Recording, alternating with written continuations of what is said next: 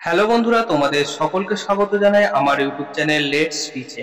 আজকে আমরা খুব গুরুত্বপূর্ণ একটি বিষয় নিয়ে আলোচনা করব। সেটি হলো দ্বিতীয় পর্যায়ক্রমিক মূল্যায়ন 2025-এর চতুর্থ শ্রেণীদের পরিবেশ বিষয়টিকে নিয়ে। এই পরিবেশ বিষয়টি কিন্তু খুব গুরুত্বপূর্ণ এবং আজকে আমরা বেশ কিছু 100% কমনযোগ্য প্রশ্নটি নিয়ে আলোচনা করব। কারণ এই প্রশ্নগুলো বিগত বছরের পর্ষদ থেকে নিয়ে আসা প্রশ্ন। তাই বলবো, এই প্রশ্নগুলোকে এখন তোমাদের একমাত্র লিখে লিখে প্র্যাকটিস করা এবং মুখস্থ করা, এই মাত্র তোমাদের কাজ। তোমরা জানো তোমাদের পরীক্ষা কিন্তু খুব তাড়াতাড়ি শুরু হতে চলেছে। এই ভিডিওটি অবশ্যই তোমাদের শেষ পর্যন্ত দেখতে হবে। যদি ভিডিওটি ভালো লাগে অবশ্যই চ্যানেলটিকে সাবস্ক্রাইব করবে এবং ভিডিওটিকে লাইক করবে। তুমি যেমন দেখছো তোমার বন্ধুদের দেখাও, মানে তাদের মধ্যে শেয়ার করে দাও। তাহলে শুরু করা যাক আজকের আমাদের মূল ভিডিওটিকে।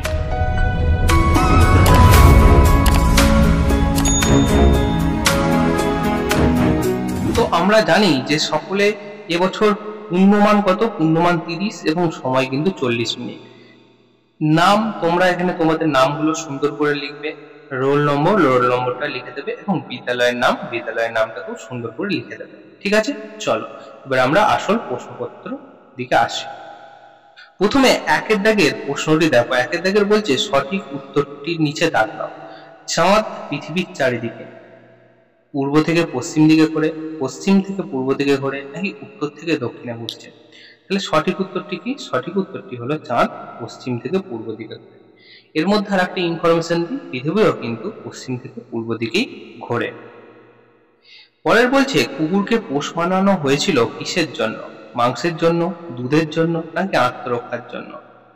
কুকুরকে পোষ মানানো হয়েছিল মূলত আত্মরক্ষার জন্য, যাতে বাইরের আঘাত থেকে রক্ষা পাওয়া যায়।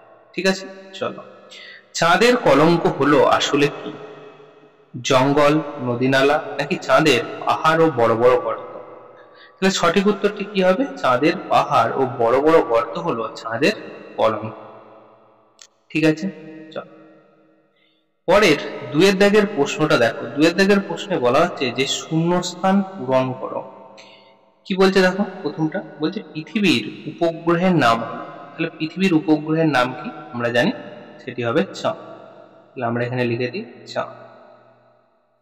পরের প্রশ্ন দেখো, বলছে ড্যাশ ব্যবহার আসলে ভারী জিনিস বহন করার সুবিধা হয়েছে। ড্যাশের ব্যবহারে, তাহলে কার ব্যবহারে আমরা ভারী ভারী জিনিস সহজে বয়ে নিয়ে যেতে পারি? সেটা কি লিখবো? চাকার। তাহলে এখানে আমরা লিখবো চাকার ব্যবহার হওয়ার কারণেই ভারী ভারী জিনিস বহন করার সুবিধা হয়েছে। পরে বলছে দেখো, বলছে টুসু পরব হয় ড্যাশ মাসে। টুসু পরব কোন মাসে হয় বলো? টুসু পরব হয় পৌষ মাসে। ঠিক আছে, পৌষ মাসে। আর একটা এখানে আছে যে ভাদু। ভাদু পরব হয় কোন মাসে? এটা কিন্তু হবে তোমাদের ভাদ্র মাসে। এটাও কিন্তু মনে রাখবে, এটাও কিন্তু পরীক্ষায় খুব আসে। চলো পরে প্রশ্ন। সর্দি ও কাশি সারাতে ড্যাশ পাতা ব্যবহার করা হয়। সর্দি ও কাশি সারাতে কোন পাতা ব্যবহার করা হয়? বাসক। আরো একটা পাতা হবে কিন্তু, কি হবে? তুলসী। ঠিক আছে, তুলসী। চলো পরে প্রশ্ন দেখি। পরের প্রশ্ন দেখো, বলছে তিনের দাগের অর্থাৎ ক স্তম্ভের সাথে খ স্তম্ভ মেলাও। প্রথমে ক স্তম্ভে দেখি কি কি আছে। ক স্তম্ভে আছে তাঁত শিল্প, রেশম শিল্প, মৃৎশিল্প এবং গালা শিল্প। খ স্তম্ভে আছে কালিয়াচক ও সুজাপুর, সোনামুখী ও ঝালদা, নবদ্বীপ, ফুলিয়া এবং কুমোরটুলি, কৃষ্ণনগর।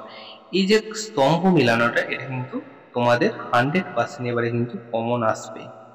এইটা অবশ্যই কিন্তু স্টার দিয়ে রাখো। ঠিক আছে, চলো এবারে মিলাই। প্রথমে দেখো আছে তাঁত শিল্প। এই তাঁত শিল্প কোথায় বিখ্যাত? তাঁত শিল্প বিখ্যাত কোথায় হবে? নবদ্বীপের ফুলিয়া। তাহলে তাঁত শিল্পের সাথে আমরা কোথায় মিলাবো? নবদ্বীপের ফুলিয়া। পরের প্রশ্ন দেখো, বলছে রেশম শিল্প। রেশম শিল্প কোথায় হবে? রেশম শিল্প হবে কালিয়াচক ও সুজাপুর। মৃৎশিল্প, মৃৎশিল্প অর্থাৎ মাটির জিনিস তৈরি হয় কোথায়? কুমোরটুলিতে, এটা আমরা সবাই জানি, এবং কৃষ্ণনগরে। গালা শিল্প কোথায় বিখ্যাত? সোনামুখী আর ঝালদা। পুরুলিয়ার ঝালদা গালা শিল্পের জন্য বিখ্যাত এবং বাঁকুড়ার সোনামুখীতেও কিন্তু ঝালদা বিখ্যাত। চলো পরে প্রশ্ন দেখি। চারের দিকের প্রশ্ন দেখো, বলছে ফাঁকা ঘরে সঠিক গ্রহদের নাম লেখো। আর এইটা কিন্তু প্রচুর ইম্পর্টেন্ট, এবারে কিন্তু পরীক্ষায় আসার কিন্তু চান্স প্রবল। কি কি বলছে দেখো, বলছে বৈশিষ্ট্য আর গ্রহেদের নাম। বলছে সূর্য ও পৃথিবীর মাঝে থাকা গ্রহ। সূর্য আর পৃথিবীর মাঝে কোন কোন গ্রহ থাকে, তাহলে কি কি? আমরা প্রথমে লিখে দিই বুধ, আর কে থাকে? আর থাকে শুক্র, থাকে শুক্র গ্রহ। ঠিক আছে। সৌরজগতের সবচেয়ে বড় গ্রহ কোনটি? কি হবে? বৃহস্পতি। সবচেয়ে বড় গ্রহ হলো বৃহস্পতি। বলছে বলয় আছে এমন একটি গ্রহের নাম কি? বলয় আছে অর্থাৎ তোমরা দেখবে এই এরকম ধরনের হয়ে থাকে, তো এটা কি বলো? এটা হবে কি? শনি গ্রহ। তাহলে আমরা এখানে লিখে দেবো শনি। ঠিক আছে, চল পরের প্রশ্ন দেখো, 5 দাগের বলছে যে নিচের প্রশ্নগুলির সঠিক উত্তর লেখো। বলছে কুম্ভকারেরা কি কি জিনিস তৈরি করে? কুম্ভকার কাদের বলে? কুম্ভকার হচ্ছে কুমোরদেরকে বলে, তাই না? কুমোরদেরকে বলে। তাহলে কুমোর কিসের জিনিস তৈরি করে গো? মাটির জিনিস। তাহলে মাটির জিনিস থেকে কি কি তৈরি হয় বলো? মাটির জিনিস থেকে হাঁড়ি তৈরি হয়, তারপরে কি মাটির কলসি হয়, ছড়া হয়, মালসা হয়, তাই না? ইত্যাদি ইত্যাদি আরো কিন্তু জিনিস হয়। ঠিক আছে। পরের প্রশ্ন দেখো, বলছে কোন গ্রহকে বামন গ্রহ বলে? আমরা কি জানি কোন গ্রহকে বামন গ্রহ বলে? কি? প্লুটো। প্লুটো গ্রহকে বলা হয় বামন গ্রহ। তাহলে আমরা লিখে নিলাম যে প্লুটো গ্রহ হলো বামন। পরের প্রশ্ন দেখো, বলছে মানুষ প্রথমে কি দিয়ে চাকা বানিয়েছিল? মানুষ প্রথমে কি দিয়ে চাকা বানিয়েছিল? কাঠ দিয়ে। তাহলে আমরা এখানে লিখে দেবো কাঠ দিয়ে। মানুষ প্রথম গাছের গুঁড়িকে কেটে সেই কাঠ কে গোল করে কেটে সেই কাঠ দিয়ে কিন্তু চাকা বানিয়েছিল। পরের প্রশ্ন বলছে গাছ থেকে ওষুধ পায় এমন দুটি গাছের নাম লেখো। গাছ থেকে ওষুধ পাওয়া যায়, তাহলে প্রথমে কি লিখবো? নিম, তারপর কি লিখবো? তুলসী,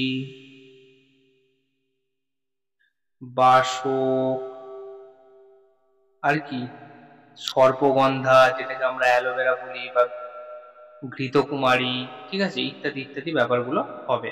ঠিক আছে, তাহলে আমরা এখানে 3টের বেশি লিখে নিলাম। তাহলে বন্ধুরা আজকে আমরা দ্বিতীয় পর্যায়ক্রমিক মূল্যায়ন 2025-এ চতুর্থ শ্রেণীদের পরিবেশ বিষয়টিকে নিয়ে আলোচনা করলাম। এই প্রশ্নগুলো আবারও বলছি খুব খুব গুরুত্বপূর্ণ প্রশ্ন, তাই এই প্রশ্নগুলোকে অবশ্যই তোমাদের লিখে লিখে প্র্যাকটিস করতে হবে। যদি ভিডিওটি ভালো লাগে বা ভিডিও থেকে তোমরা কিছুমাত্র উপকৃত হও, অবশ্যই চ্যানেলটিকে সাবস্ক্রাইব করো এবং ভিডিওটিকে একটি লাইক করো। তুমি যেমন দেখছো তোমার বন্ধুকেও সুযোগ করে দাও দেখার জন্য। তাহলে দেখা হচ্ছে অন্য কোনো ভিডিওতে, অন্য কোনো দিন। After all, thanks for watching. Best of luck.